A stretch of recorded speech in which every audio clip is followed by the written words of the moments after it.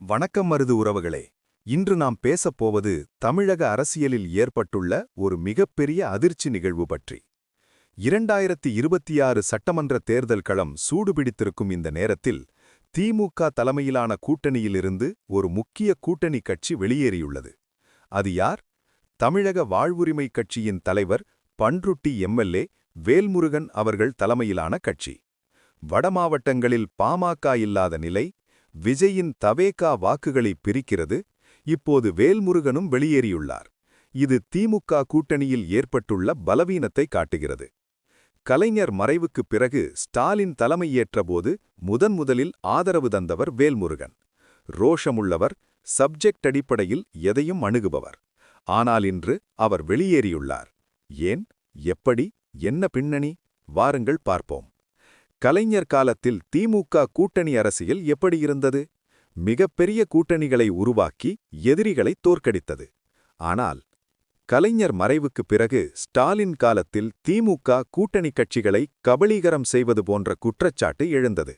2021 தேர்தலில் திமுக வென்றது உண்மை. ஆனால் அதற்கு பிறகு சில கட்சிகள் பலவீனமடைந்தன.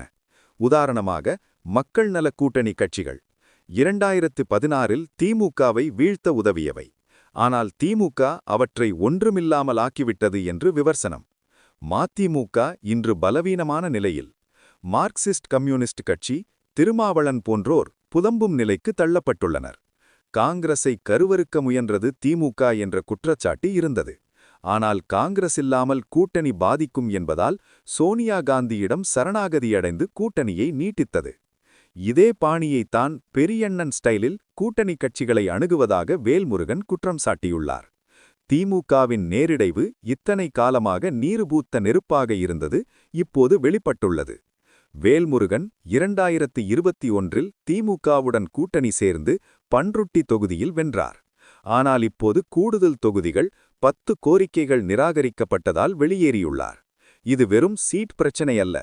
திமுக கூட்டணி கட்சிகளை கபளீகரம் செய்வது, அவர்களின் குரலை அடக்குவது என்ற குற்றச்சாட்டை உண்மை என்று நிரூபிக்கும் செயல். வடமாவட்டங்களில் பாமக இல்லாதது, விஜயின் தவேகா வாக்கு பிரிப்பு, இவை திமுகவுக்கு சாதகமாக இருக்கலாம் என்று சிலர் சொல்கின்றனர். ஆனால் வேல்முருகன் வெளியேறல் வேறு பிரச்சனை. அது திமுகவின் பெரியண்ணன் அணுகுமுறையை வெளிப்படுத்தியுள்ளது. மார்ச் 2026இல் தேர்தல் தேதி அறிவிக்கப்பட்ட பிறகு தொகுதி பங்கீடு பேச்சுவார்த்தைகள் தீவிரமடைந்தன. விசிகா, சிபிஎம், மாமக, தவாகா போன்ற கட்சிகளுடன் இழுபறி. வேல்முருகன் கட்சி கூடுதல் 3-5 தொகுதிகள் கேட்டது. திமுக மறுத்தது. சீட் கூட பரவாயில்லை, ஆனால் எங்கள் கோரிக்கைகளை பொருட்படுத்தவில்லை என்று வேல்முருகன் கூறினார். மார்ச் 20 அல்லது 21 அன்று அதிகாரப்பூர்வ அறிவிப்பு. திமுக கூட்டணியிலிருந்து விலகுகிறோம், தனித்து போட்டியிடுவது அல்லது வேறு அணியில் சேர்வது என்ற ஆலோசனை. சிலர் தவேகாவுக்கு விஜய்க்கு தாவலாம் என்று யூகம் வருகிறது. ஆனால் வேல்முருகன் அவர்கள் தனித்து போட்டி என்று ஊடகங்களில் கூறியுள்ளார். திமுக தரப்பில் இது பெரிய இழப்பு இல்லை என்ற கருத்து. ஒரு விக்கெட் காலி என்று சிலர் கிண்டல். ஆனால் வடதமிழகத்தில் வன்னியர், தேவர் போன்ற வாக்குகளில் தாக்கம் இருக்கலாம். விஜயின் தவேகா ஏற்கனவே வாக்கு பிரிக்கிறது. இப்போது வேல்முருகனும் சேர்ந்தால் திமுகவுக்கு சவால். திமுக பெரியண்ணன் பாணியில் கையாள்வதை ஏற்க முடியாது என்று வேல்முருகன் அவர்கள் கூறியுள்ளார். அரசு அலுவலர்கள் ஆலோசனைப்படி திமுக எங்களை சேர்க்கவில்லை என்ற குற்றச்சாட்டு. இது திமுகவின் நெரேட்டிவை உடைக்கிறது. இந்த வெளியேறல் திமுக கூட்டணியை கலகலவாக்குமா? சிலருக்கு ஆம். வடமாவட்டங்களில் பலவீனம், வாக்குப்பிரிவு அதிகரிக்கும். ஆனால் திமுக வலுவானது. காங்கிரஸ் 28 சீட்கள், மற்ற கட்சிகள் உள்ளன.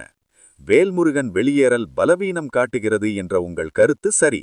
ஆனால் திமுக கூட்டணி இல்லாமலும் வெல்லும் என்ற நம்பிக்கை உள்ளது. இது திமுகவின் அரசியல் தவறா அல்லது வேல்முருகனின் ரோஷமா? வரலாறு சொல்கிறது, திமுக கூட்டணி கட்சிகளை பலவீனப்படுத்தி வந்துள்ளது.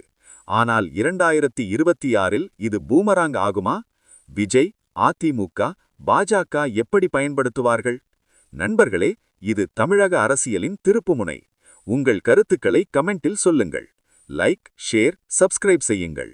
அடுத்த வீடியோவில் மேலும் அப்டேட். நன்றி, வணக்கம்.